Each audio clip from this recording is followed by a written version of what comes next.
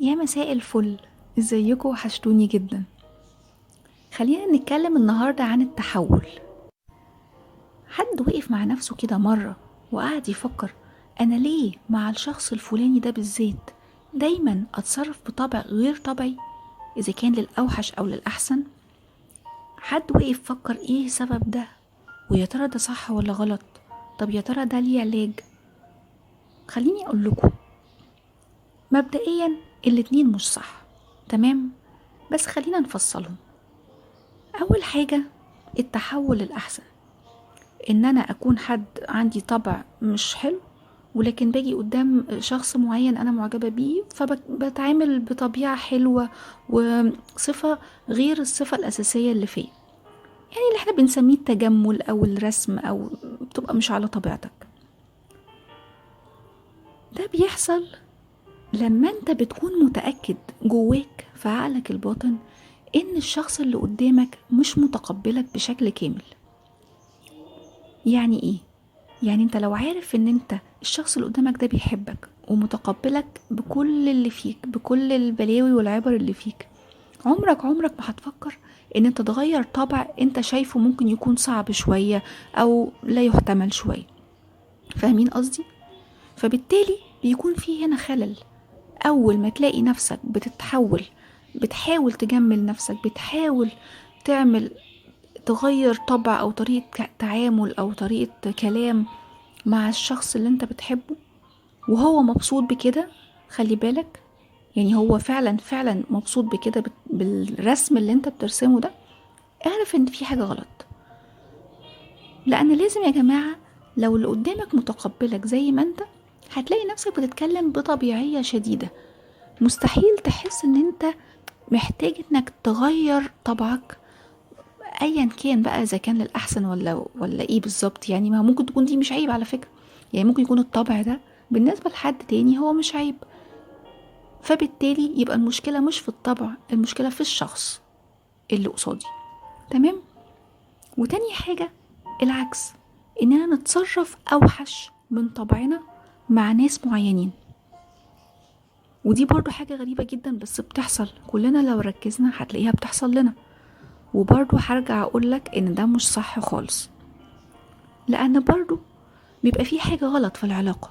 لا إما يكون الشخص اللي قدامك ده بيحسسك إن ميزتك دي عيب، فبالتالي عشان انت بتحبه فبتتنازل وعايز تغيرها فبتبتدي تبقى أوحش، أو إن طبعك الكويس ده مخلي اللي قدامك يتمادى مثلا في تصرفات تأذيك بشكل أو آخر، حاجة مضايقاك مخليك تحس إن انت مش مرتاح لأن اللي قدامك شايفك ضعيف أو whatever. يعني ان هو بيستغل الصفة الحسنة فيك ديت بشكل مش صح، فبالتالي انت عايز تغير الطبع ده علشان ما تبينلوش ان انت ضعيف او وبرضه ده طبعا غلط، غلط جدا يعني.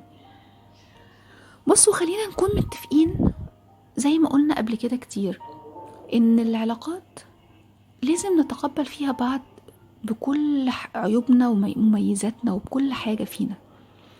فبالتالي أول ما أنت تحس إنك محتاج تغير حاجة أو في طبع بيتغير غصب عنك وأنت بتتعامل مع شخص معين، يبقى هنا في حاجة مش مظبوطة. لا إما هو فعلا مش مريح في التعامل فبيخليك تتعصب أو تتنرفز أو تبقى بني آدم وحش أو تغير طبعك كويس عشان هو مستفز، أو هو مش قابلك فبالتالي بتحاول تتجمل فبترسم نفسك بقى وما تبقاش طبيعي، والكلام الفارغ اللي هو مش صح خالص ده. لازم تحب نفسك زي ما هي. سيبك بقى من العلاقات وسيبك من ده قابلني وده مش قابلني، سيبك من ده كله. انت كبني آدم لازم تحب نفسك بعيوبك وبمميزاتك، لأن يا جماعة العيب بالنسبة لي غير بالنسبة لغيري. يعني أنا ممكن أشوف حد عنده عيب بالنسبة لك انت شايفه عيب كبير، أنا بالنسبة لي ده مش عيب خالص. هي تفضيلات. يعني أنا ممكن أتقبل العيب ده وأعيش معاه، لكن غيري ما يقدرش يتقبله. وبالتالي أنا ليه أحصر نفسي وأضغط على نفسي علشان أقبل عيب أنا مستحيل أقبله، في حين إن أنا هلاقي غيره اللي هلاقي عنده عيب ده أقل. فاهمين ازاي؟ فبالتالي مفيش داعي خالص ان احنا نغير في طبعنا او في نفسنا. ده اللي انا عايزه اوصله. الشخص الصح اول ما تقابله هتلاقي فيه كيمياء بتحصل بينكم، في تقبل، هتنور كده كل الميزات وكل الحاجات اللي مش ميزات فيه، وهتلاقي نفسك بتقبل ده وبتنبسط بده، ما بتشوفش ده عيب وبتشوفه حاجة ممكن تتعايش معاها، والميزة بتكبرها جدا وبتشوفها ميزة منورة فظيعة تتمنى ان انت تكمل معاها حياتك. فكل اللي انا طالباه منكم وبقوله لنفسي طبعا دايما، لازم نقبل نفسنا زي ما احنا، لازم نحاول نكون بني ادمين طبيعيين على قد ما نقدر، مش عشان نكسب حد نيجي على نفسنا ونغير طباعنا اذا كان للاوحش او للاحسن. لازم نتأكد ونتيقن ان الشخص اللي هيقبلنا زي ما احنا كده موجود في الحياة، وهو بيدور عليك وهيلاقيك، وانت هتلاقيه في الوقت المناسب. فانت مش لازم تقلق ان مفيش حد قبلك، او انا مثلا عصبي زيادة فمحدش بيستحملني وهكذا. لا خالص، هتقدر تغير الطبع ده وتخليه اهدى شوية.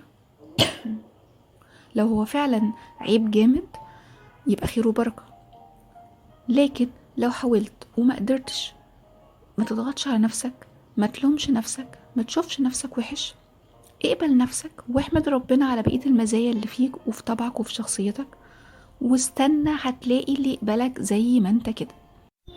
صدقوني مش كلام روايات ولا افلام ولا قصص، ده حقيقي وموجود. بس كده. ده اللي انا كنت عايزه اتكلم فيه معاكم النهارده.